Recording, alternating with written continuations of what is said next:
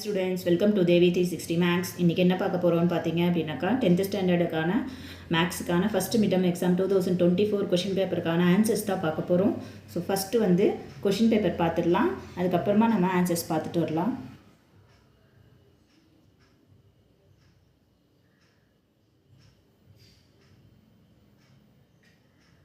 Choose the best ஆன்சருக்கு வெறும் answers மட்டும் கொடுத்துருக்கேன். நீங்கள் கொஷின் பேப்பர்ஸ் வச்சு ஃபஸ்ட் கொஷினுக்கு என்ன ஆன்சர், செகண்ட் கொஷினுக்கு என்ன ஆன்சர்ன்றதை மார்க் பண்ணிக்கோங்க. நெக்ஸ்ட் 2 மார்க்ஸ் பார்த்தீங்க அப்படின்னாக்கா ஃபஸ்ட்டு கொஷின் என்ன கொடுத்துருக்காங்க பார்த்தீங்கன்னா, இஃப் பி கிராஸ் ஏ கொடுத்துட்ருக்காங்க, then find A and B அப்படின்னு கொடுத்துருக்காங்க. ஸோ பி கிராஸ் ஏ அதோட மீனிங் என்னென்னா, இந்த பேரில் வந்து ஃபஸ்ட்டு இருக்கிற எலிமெண்ட்டு பியோடது, ரெண்டாவது இருக்கிற எலிமெண்ட்டு ஏவோடது. ஸோ அப்போ அதே மாதிரி ஒவ்வொரு பேர்லேயும் ஃபஸ்ட்டு இருக்கிற எலிமெண்ட்டு பியோடது, செகண்ட் இருக்கிற எலிமெண்ட் வந்து ஏவோடது. அப்போது பியில் வந்து நமக்கு ஃபஸ்ட்டில் என்னெல்லாம் இருக்கோ அந்த நம்பர் எல்லாம் பியில் கொண்டு வந்து போடணும், செகண்டில் என்னெல்லாம் இருக்கோ அந்த நம்பர் எல்லாம் கொண்டு வந்து ஏல போடணும். 2 டைம் வந்தால் அது ஒரு டைம் தான் நம்ம போடணும், அவ்வளோதான். ஸோ இப்போ ஏவோட வேல்யூ 3,4 அண்ட் பி செட்டோட வேல்யூ வந்து -2, 0, 3. நெக்ஸ்ட் கொஷின் பார்த்தீங்கன்னா, a relation f is defined by f of x is equal to x squared minus 2 where x is equal to -2, -1 and 0, 3 கொடுத்துருக்காங்க. Then list the elements of f is a function. So ஒரு function வந்து எஃப்பை வந்து define பண்ணுறாங்க எப்படின்னா, f of x is equal to x squared minus 2 கொடுத்துட்டாங்க. இதில் எக்ஸோட values வந்து அவங்களே கொடுத்துருக்காங்க, -2, -1 and 0, 3 கொடுத்துட்ருக்காங்க. அப்படின்னா அவங்க வந்து எஃப்போட எலிமெண்ட்ஸை வந்து லிஸ்ட் பண்ண சொல்கிறாங்க. ரெண்டாவது எஃப் ஒரு ஃபங்க்ஷனாக இல்லையா அப்படின்னு கேட்குறாங்க. ஸோ நம்ம என்ன செய்கிறோம்னா, இந்த எஃப் ஆஃப் எக்ஸ்ன்ற ஃபங்க்ஷனில் போயிட்டு நம்ம எக்ஸுக்கு -2 போட போகிறோம், -1 போட போகிறோம், 0 போட போகிறோம் அண்ட் 3 போட போகிறோம். அப்படி 3 அந்த நம்பர்ஸ் போடும்போது ஒவ்வொன்றுத்துக்கும் என்ன வேல்யூஸ் கிடைக்குதுன்னா, 2 கிடைக்குது, அதுக்கப்புறம் -1 கிடைக்குது, அதுக்கப்புறம் வந்து -2 கிடைக்குது அண்டு 7 கிடைக்குது.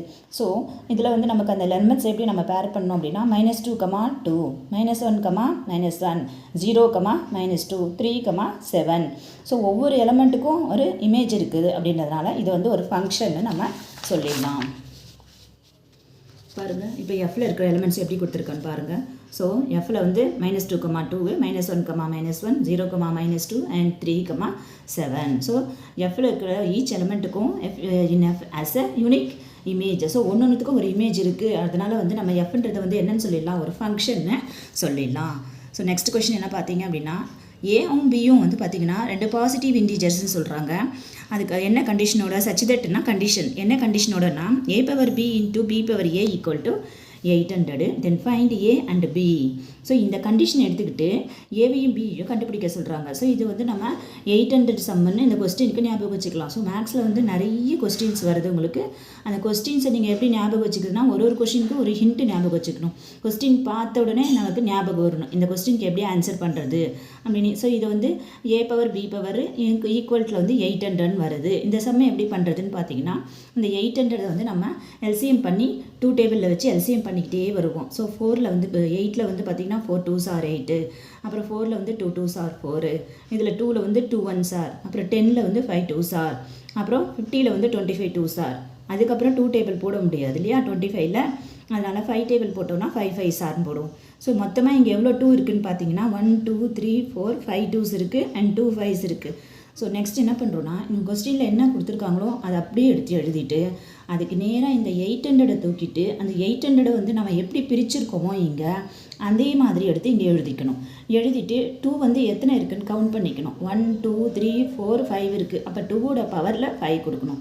5 எத்தனை இருக்குதுன்னு பார்த்தீங்கன்னா 1 2, அப்போ 5வோட பவரில் 2 கொடுக்கணும். இப்போது இதுவும் ஈக்குவல் அப்படின்னு சொல்கிறதுனால, அப்போ ஏ வந்து இந்த நம்பருக்கு ஈக்குவல், பி வந்து இதுக்கு ஈக்குவல். இங்கே இது பிக்கு வந்து 5 ஈக்குவல், இந்த ஏக்கு வந்து இங்கே 2 ஈக்குவல்.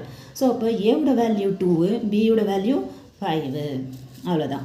ஸோ நெக்ஸ்ட் கொஷின் பார்த்தீங்க அப்படின்னா, find the sum to infinity of 9 + 3 + 1 + etcetera. So இந்த கொஸ்டின் வந்து சம் டு இன்ஃபினிட்டின்னு கொடுத்துருக்காங்க. ஸோ இந்த கொஸ்டின் எப்படி பண்ணுறது பார்த்தீங்கன்னா, அவங்க என்ன கொடுத்துருக்காங்களோ அந்த அரித்மெட்டிக் ப்ரோக்ரஷன் அதை எடுத்து எழுதிட்டு 9 + 3 + 1 கொடுத்துருக்காங்களா. ஸோ ஃபஸ்ட்டு வந்து நம்ம T1 T2 T3ன்னு எடுத்துக்கிறோம், சரியா. ஸோ ஃபஸ்ட்டு எலிமெண்ட் எப்போவுமே நம்ம ஏன்னு எடுத்துக்கணும். A = 9 and T1 = 9, T2 = 3. So next வந்து பார்த்தீங்க அப்படின்னா, இன்ஃபினிட்டி சொன்னாங்கன்னா இது வந்து ஜாமெட்ரிக் ப்ராக்ரெஷனாக நம்ம எடுத்துக்கணும், அரித்மெட்டிக் ப்ராக்ரெஷன் கிடையாது. ஸோ அதனால் R கண்டுபிடிக்கணும். Rன்றது வந்து காமன் ரேஷியோ. காமன் ரேஷியோக்கு என்ன ஃபார்முலா பார்த்தீங்கன்னா T2 by T1. So T2 by T1ல் போயிட்டு T2ஓட வேல்யூ என்ன அப்படின்னாக்கா 3 by T1ஓட வேல்யூ என்ன அப்படின்னாக்கா 9. ஸோ இதை கேன்சல் பண்ணோம்னா 3 1s are 3, 3 3s are 9. 1/3 வந்து வரும். அப்போ இது வந்து 1 விட லெஸ் தென். இன்ஃபினிட்டி அப்படின்னா நமக்கு என்ன ஃபார்முலா அப்படின்னா எஸ் இன்ஃபினிட்டி 8 வந்து இப்படி திருப்பி போட்டால் அது இன்ஃபினிட்டின்னு சொல்லுவாங்க. Equal to a by 1 minus r. இந்த ஃபார்முலா ஞாபகம் வச்சுக்கோங்க. ஸோ ஏக்கு வந்து 9ன்னு போடுறோம் அண்ட் 1 மைனஸ் ஆருக்கு வந்து 1/3 இங்கே கண்டுபிடிச்சிருக்கோம் இல்லையா, 1/3 போடுறோம். இந்த 3 வந்து கிராஸ் மல்டிப்ளிகேஷன் பண்ணோன்னா இது வந்து 3 மைனஸ் 1/3 வரும். இந்த 3 மேலே போய் மல்டிப்ளை ஆகும். 9 3s are 27/2.